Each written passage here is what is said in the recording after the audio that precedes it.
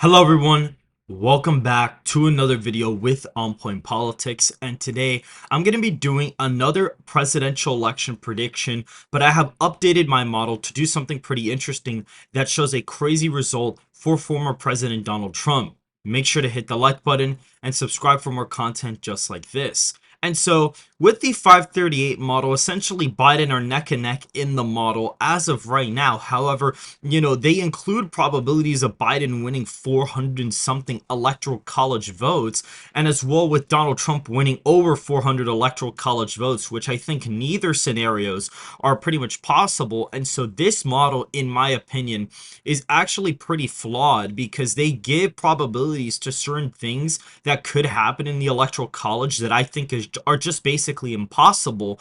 And what they essentially do is they pretty much swing the aggregate for every single state they have on their website, and they shift it like 3 points to the left. That's literally all they do. Like Pennsylvania, like Trump's leading by like 2.5. It's D plus 1 or whatever. Arizona, Trump's ahead by like 4. They shifted 3 points to the left. Nevada, Trump's up by like 5. They shifted 4 points to the left. Like, literally all they did was basically just get their averages and just shift them like 3 points to the left. That's literally all they did. And Ohio's confusing to me because Ohio, for whatever reason, their margin is actually, slightly lower than what it was in 2020 for Trump, which just makes absolutely no sense. And so what I'm going to show you guys on my model is why Donald Trump actually has a way higher chance of winning the general election. Another person that understands this is Gold Crown Politics, who actually was able to accurately predict the 2020 presidential election 100% correctly by being able to predict the national popular vote. He predicted a plus 5.2 Biden popular vote. The popular vote actually ended up being 4.5. So even though some of the margins in some states were off, he was able to call every single state correctly. And so what I have done is I've essentially gotten my model, which Donald Trump leads on average by 2 points.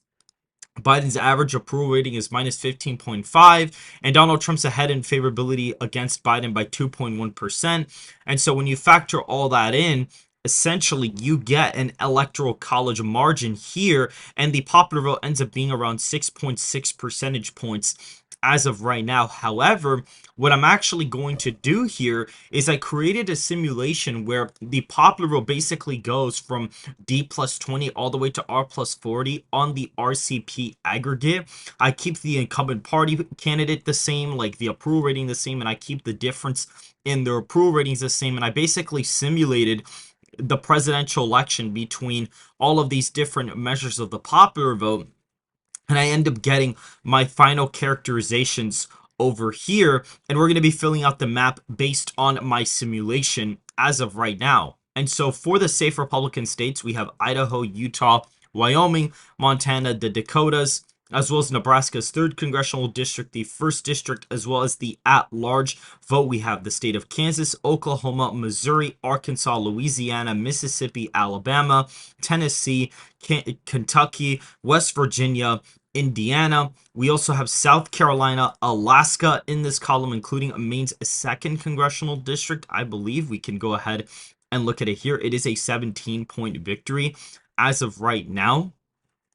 And for the safe Democrat states, we're going to have the state of California, Hawaii, Maine's 1st congressional district, Vermont, Massachusetts, Maryland, and DC. Joe Biden only has 86 safe electoral college votes as of right now. Meanwhile, if we look at Donald Trump, he's actually posting pretty big victories in some states that formerly were competitive. Those being Iowa, where he leads by about 16 percentage points, Ohio, where he leads by about 17, Texas, where he leads by about 16, and Florida, where he leads by about 15.5 points. That puts him in the safe column in all of these states here, bringing him to 219 safe electoral college votes. The likely Democrat states will see Washington as a 10-point victory for incumbent President Biden. Oregon is around an 8-point win.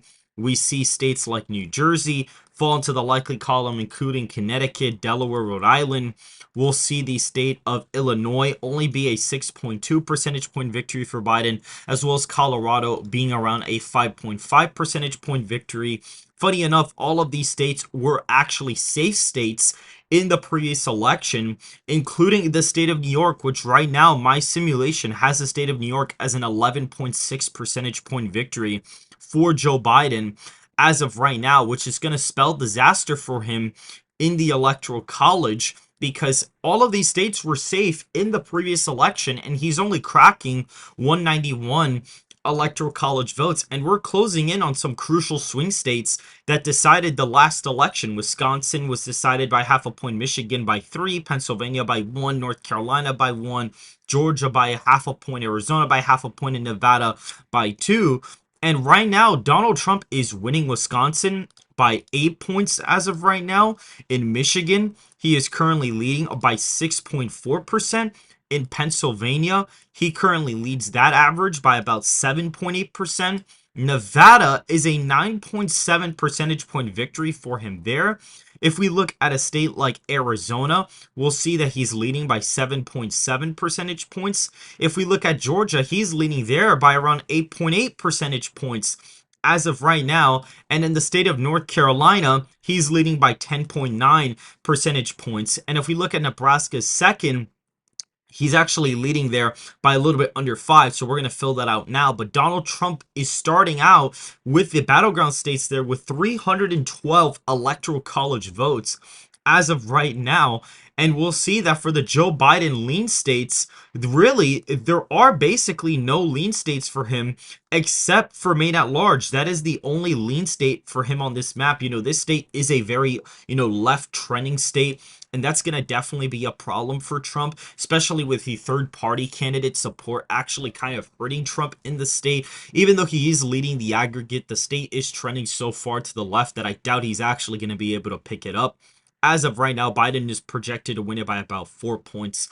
As of right now, for the lean Republican states, we actually have 2 of those. We have New Mexico at 2.1%. We have a humongous Hispanic shift in the Sun Belt, which causes a lot of these victories to occur.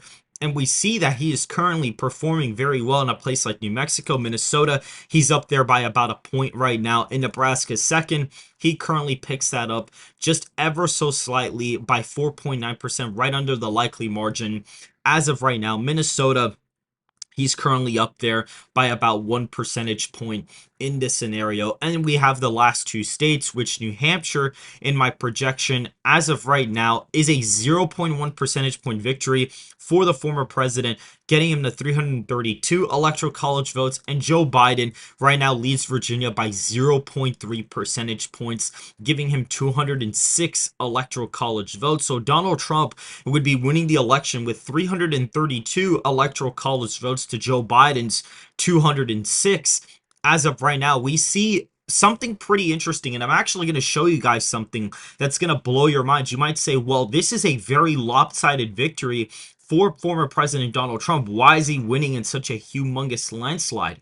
Well, this is what I'm actually going to show you right now and prove to you why this could potentially happen. We're going to focus on Wisconsin, Michigan, Pennsylvania, Georgia, Arizona, and Nevada for the sake of this. And so if we go over here, we're actually going to see that I did a little bit of an analysis on the New York Times / Siena College poll from May, which had Trump up by 7 points nationally. And what's quite interesting is that if you basically poll these people, which they did, if you poll that same group, who'd you vote for in 2020, they show a Biden +3 sample, which was only 1.5 points off from the real result. And what's quite funny is that if you look at Trump +7, you apply the adjusted error, it gives you a margin of Trump +5.5. And the model margin, if you were to get these, basically margins and plug it in to the popular vote thing here at the very end, obviously I have a different projection on my model here, but if you were to actually plug those margins from here into this, you get exactly a 5.5 plus percentage point victory for Donald Trump in the national popular vote. It's almost basically spot on. You get a pretty much spot on result from that. And not only that, what's really interesting, you guys can ignore the margins, the adjusted margins here, because I'm going to have to go ahead and look at those. But we see, the national lead, Trump's almost up by 2. We see they also pulled the battleground states, and they actually asked that same group, who'd you vote for in 2020? And what's interesting is when you look at the adjusted results, and you look at the results that I have, this is not that crazy. If you look at Wisconsin, for example, Trump is up there by 8 percentage points, and the model has him up by 6.4, or the adjusted error has him up by 6.4. If we look at Michigan, he's actually leading there by just a tad bit. He's actually leading in Michigan by 6.4%, which is exactly what the adjusted margin is actually showing here, or almost exactly. It's only about a point off. Pennsylvania, if we go to that margin, we'll see as of right now, Trump leads there by 7.8 percentage points. And if we look, the margin here is 6.8 in the adjusted poll. That's only about a point off. If you look at Nevada, he leads there by 9.7 points. So this could be a little bit off by about 2 points, but that's not even necessarily that bad. Arizona, 7.7 percentage point victory for Donald Trump in the state as of right now. The model has him winning it by 5.7, or the adjusted poll has him winning it by 5.7%. That's only a 2-point difference. And if we look at Georgia, we'll see that Georgia is an 8.8 percentage point victory. That is the only one where the discrepancy is actually pretty high, where it's actually off by about 4 points. So that is the one that's outside the margin of error. But Donald Trump is projected to win this state fairly easily as of right now. And so that is it, guys. We see that the model margins from the simulation are somewhat similar to what the adjusted polling shows from the New York Times / Siena College poll. Things are lining up very well for the former president to win. And we see, according to my simulation forecast, that the former president wins 66 out of the 80 times in the On Point Politics simulation, giving him an 82.5% chance to win the presidential election. And Biden only has a 17.5 percentage point chance of winning the election.